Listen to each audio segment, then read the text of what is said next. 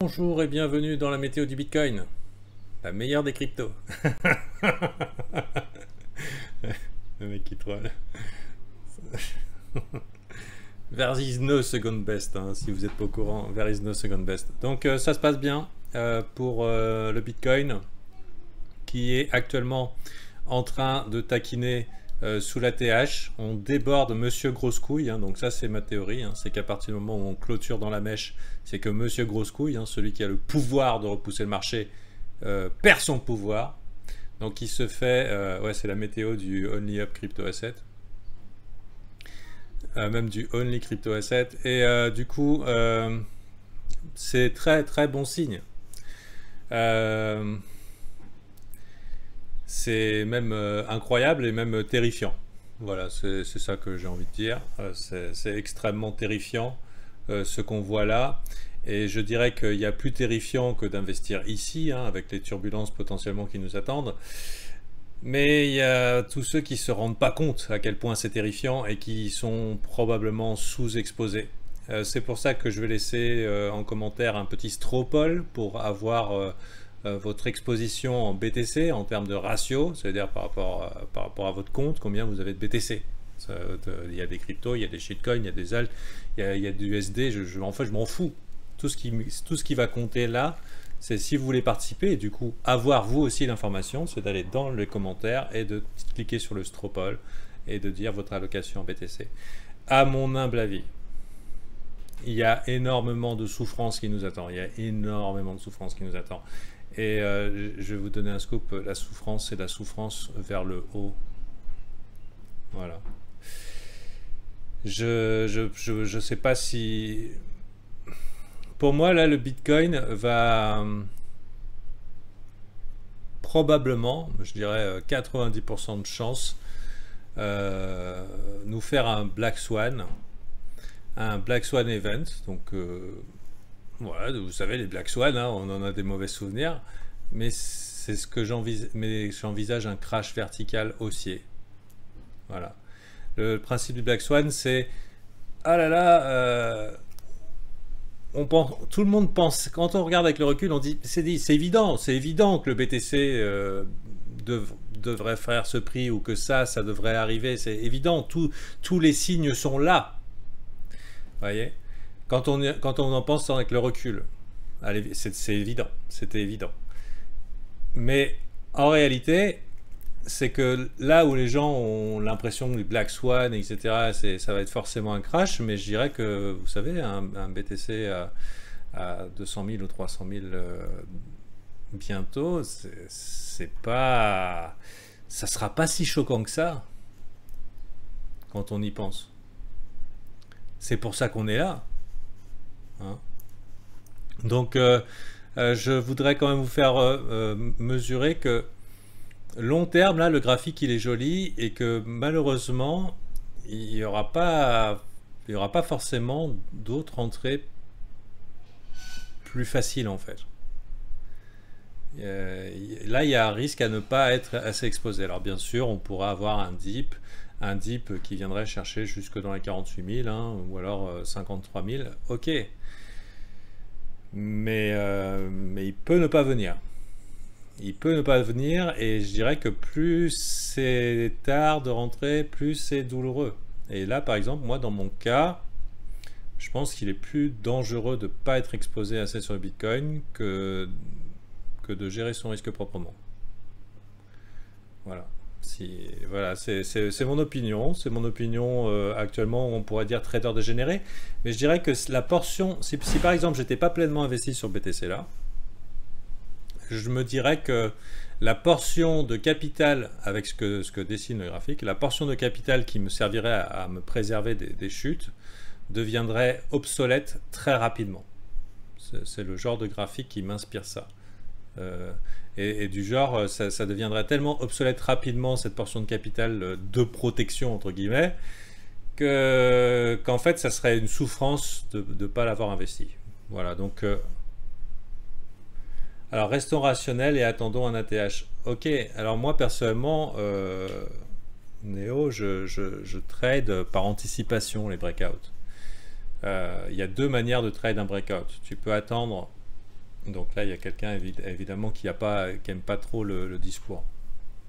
Et il y en aura, hein, bien sûr. Et puis vous viendrez ricaner. Ce qu'il y a, c'est que je vous ai dit ici à 40 000 que les bears étaient échec et mat. Donc, si vous voulez, je ne prends pas beaucoup de risques à partir du moment où je suis du bon côté du trade depuis longtemps. Hein. De dire qu'en fait, la probabilité de la continuation haussière, c'est pas le même risque que quelqu'un qui dit « Ah putain, j'ai raté le move !» Bon. Donc, bien sûr. Et c'est un peu facile à dire. Après, moi, j'ai bien aimé les profits sur la montée. Donc, je m'y suis habitué. J'ai pas envie non plus de les rendre. Hein. C'est les profits non réalisés. Quand ils sont réalisés dans sa tête, le risque finalement devient similaire parce qu'on est sur des résistances weekly. Mais j'ai vraiment l'impression qu'on est on va être dans la course au Satoshi. Voilà. Mon intuition me dit course au Satoshi. Donc après, il y a plein de manières de trade ça. Il y aura sûrement, enfin on peut se dire ça va bouger dans tous les sens parce que ça va être particulièrement excité. Il y a plein de choses à se dire. Vous faites bien comme vous voulez, mais personnellement je trade souvent les breakouts par anticipation. C'est risqué. Je me dis il y a une forte proba qu'on aille chercher les stops et éventuellement on réintègre. Tu peux déjà trade le petit move là. Comme tu peux très bien attendre le retest, comme tu peux très bien attendre le breakout, comme tu peux faire les trois. Hein. Après, si vous voulez pas, moi je n'ai pas envie de trop fuck up, hein, je veux dire, même si j'ai de l'expérience, je me sens pas de faire le Lucky Luke avec du levier, hein, par exemple, dans cette zone-là. J'ai plus envie de m'accrocher à mes Satoshi, tu vois. Donc voilà. Il y a pire que d'acheter haut. Hein. Il y a acheter le top. Voilà. Ok. J'étais boule sur les supports Néo. Quand une thèse est juste, elle est juste. Soit elle est juste, soit elle est fausse en fait. Si le marché te donne tort, il te donne tort. S'il te donne raison, il te donne raison. Si tu par exemple, tu achètes ici. Allez, il y a un mec qui porte ses couilles, il achète là. Le marché arrive là. Il a tort, il a raison. Non seulement il a raison, mais il achète tout ce qu'il faut ici pour avoir sa moyenne sous la ligne de breakout et en fait faire une mèche, enfin une chandelle où il n'y a jamais de retour. Voilà. Donc moi je suis du genre à prendre mes sous-sous dans la poche, à prendre mes profits ici sous la résistance, ce qui fait sens. Le risque n'est pas le même ici que là. Mais un mec qui joue un play macro depuis longtemps, hein, il se contente d'ajouter à ses gagnants et de sécuriser sa position sous des supports. À partir du moment où on a cassé ici, là, on n'y revient plus, hein. Un top weekly de cette force-là, c'est probablement notre bottom de bear market l'année prochaine, enfin dans 2 ans ou dans 3 ans. Hein. Je veux dire, vous pourrez, si jamais on traverse là et qu'on fait une belle bougie et qu'elle est bien, et que c'est pas simplement une mèche, c'est notre bottom. Hein. Donc ce qui nous fera une projection, donc là, bien sûr, les météos se perdent, les gens ils ricanent, ils mettent ça au même niveau que des trucs sans importance. Bien sûr, c'est gratuit, donc ça vaut probablement rien. Bon, allez, petit reload de FIB. On va comparer. Hein. Je crois qu'on est à 0,8 pour le bottom ici sur un FIB. Reload zone. Environ hein, 0,8. Un peu plus. C'est pas le 0,886 réglementaire hein, de FIB. Je vérifie quand même. Ah, 0,886 c'est un peu bas. Un peu bas. Est-ce que... Non, c'est pas bon. Donc on va tenter un truc approximatif. On va prendre le 0,786 réglementaire. Voilà. 0,786 réglementaire. Si jamais tu considères que ça, c'est une telle résistance weekly que cassé, ça devient le support de l'enfer, ça nous amènerait potentiellement à un top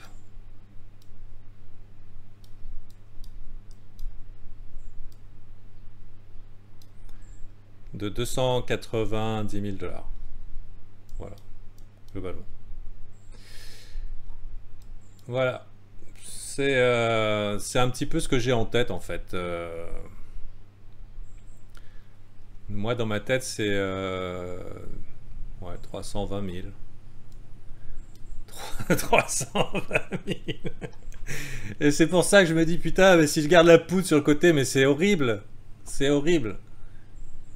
C'est horrible. Donc attention. Attention.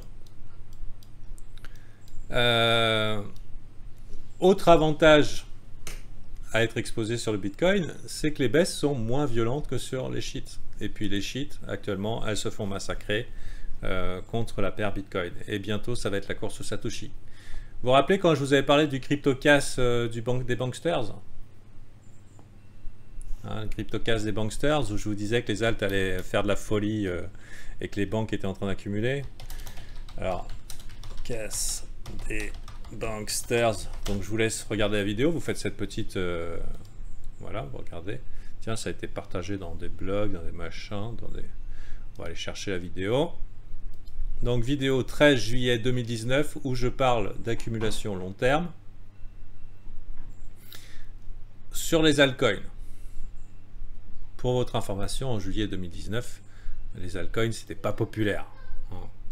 D'ailleurs, j'ai sorti la formation gratuite que vous pouvez trouver dans le Discord en message épinglé sur comment accumuler des altcoins en décembre 2019 parce que c'était selon moi la meilleure période pour le faire. Dis donc, c'est chaud là. C'est quoi cet internet?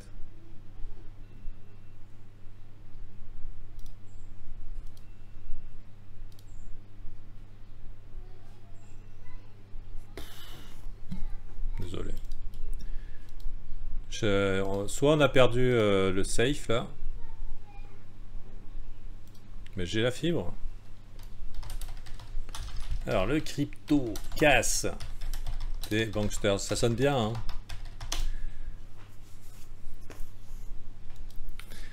Voilà, donc je vous laisse regarder la vidéo. Pour l'anthologie, c'est pas mal.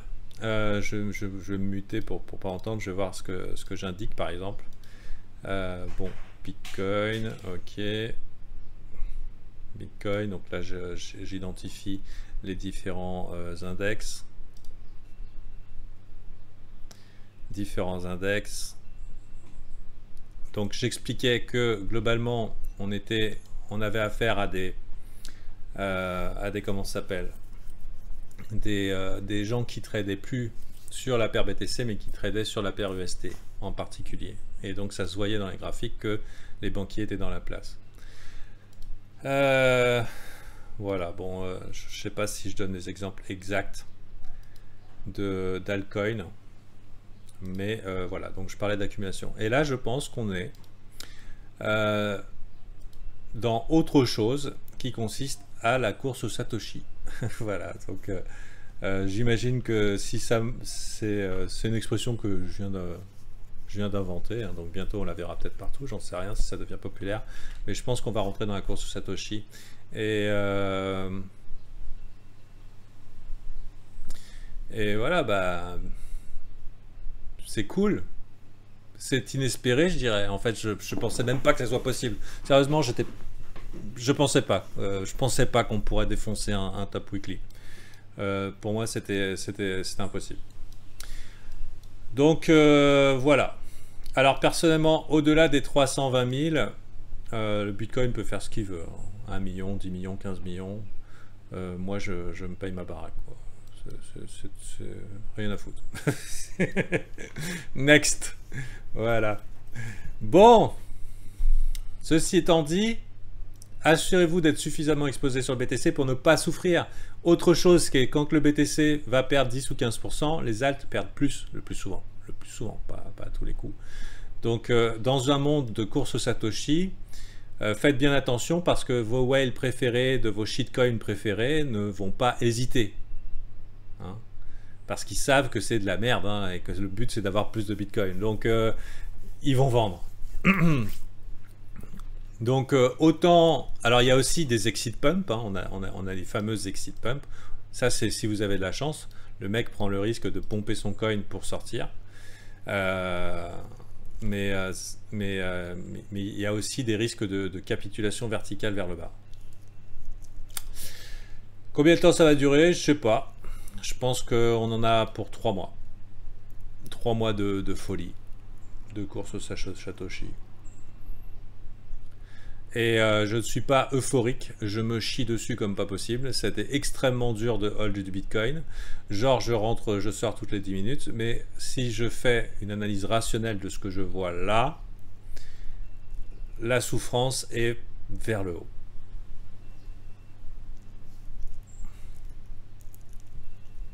Et il n'y a pas photo. Donc accrochez-vous à vos sats, j'ai envie de dire. Et puis venez rejoindre les VIP hein, pour votre dose d'opium ou de souffrance, hein, parce que bien sûr si ça part vers le bas ce ne sera pas agréable. Tout peut arriver, on n'oublie pas que tout peut arriver, mais là ce qui peut arriver c'est quelque chose qui est quand même évident que ça devait arriver, c'est pour ça qu'on est là, mais en même temps dont on ne peut que douter depuis toujours en fait. C'est bien connu, hein, c'est... Ah mais pourquoi j'achèterais du Bitcoin alors que je peux faire un x10 sur un alt hein, voilà. Ce qu'il y a, c'est que... Qu'est-ce qui se passe si c'est Monsieur Bitcoin qui fait le x10? Bon, je vous laisse aussi rentrer donc, dans la course au Satoshi, mais aussi dans la fameuse période de marché où les gens vont dire je suis up en USD et down en BTC, hein, parce que bon, bah, faut bien se consoler. Voilà, c'est mon scénario un peu couillu avec ce que je vois dans le graphique. Ouais, alors pour les non formés, bonne idée, Captain, le DCA. Hein. Ça fait complètement sens de faire du DCA, c'est-à-dire vous prenez la somme que vous voulez dans le Bitcoin plutôt que de all-in le top, qui est peut-être ici après tout. Et ben, on va diviser ça par environ 50 ou 30 et une fois par semaine mettre une somme identique à une date précise et faire ce qu'on appelle du dollar cost average. Si ça descend, vous en avez plus, si ça monte, vous en avez. Voilà, donc la course au Satoshi, ce qui est relativement incroyable.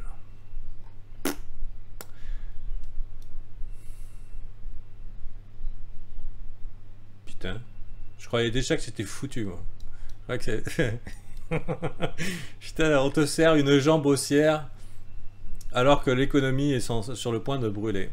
D'autant plus que, donc ça c'est pour le narratif. Ce que je disais au VIP, c'est qu'on n'est pas en train de pricer l'ETF. L'ETF, c'est pas si bullish que ça. On a d'abord pricé un short squeeze. L'ETF, c'était la petite carotte supplémentaire, mais il y a malheureusement des chances qu'on est en train de pricer de l'hyperinflation et un effondrement économique. Et c'est ce que j'appellerais le big long. Hein, vous avez connu le big short. Je pense qu'on est dans le cadre du big long, qui est en fait une porte de sortie potentielle sur un effondrement monétaire. Voilà. Donc c'est pas moi qui l'ai inventé, c'est comment s'appelle, c'est la bonne femme du Sénat là, qui a sorti ça il y a pas longtemps. Thank God to Bitcoin. Hein, c'était il y a 2 jours, qui disait que la politique monétaire était irresponsable. Donc ça sort directement du Sénat. Quand on voit sa tête, hein, c'est pas MM Crypto. Hein. Fantafide.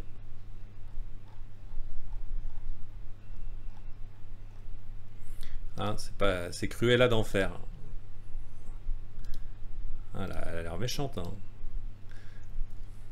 Cynthia Lumins au Sénat qui parle de la... Voilà, on a annulé le plafond de la dette, hein, donc maintenant dette infinie, ce qui veut dire aussi probablement impression infinie, impôt infini, sur 10 générations. Ajouter à ça, on te balance du crypto-euro, du crypto-dollar que tu devras dépenser sous conditions particulières et sous réserve d'avoir pris ta 50e dose de vaccin pour être un bon citoyen et mériter ton revenu universel. Enfin voilà le monde merveilleux dans lequel on y va. Thank God to Bitcoin, hein. Et j'ai bien l'impression qu'il y a quelques petits milliardaires qui n'auraient pas trop envie d'être dans ce monde-là. Donc voilà, c'est un peu ça qu'on voit dans le graphique. Et oui, c'est pas l'ETF, c'est clairement pas l'ETF, c'est pas si bullish que ça. Allez, bonne journée à vous, et demain sera un autre jour. Il y a un mec qui dit, hey Dido, tu changes beaucoup d'avis dans les météos. Ben, c'est le principe d'une météo, c'est qu'il pleut aussi en été. Si tu veux, je pourrais faire la saison du Bitcoin. La saison du Bitcoin, c'est 3 mois haussiers, tu vois. Après la météo, bah, tous les jours ça change, hein. Allez, bonne journée.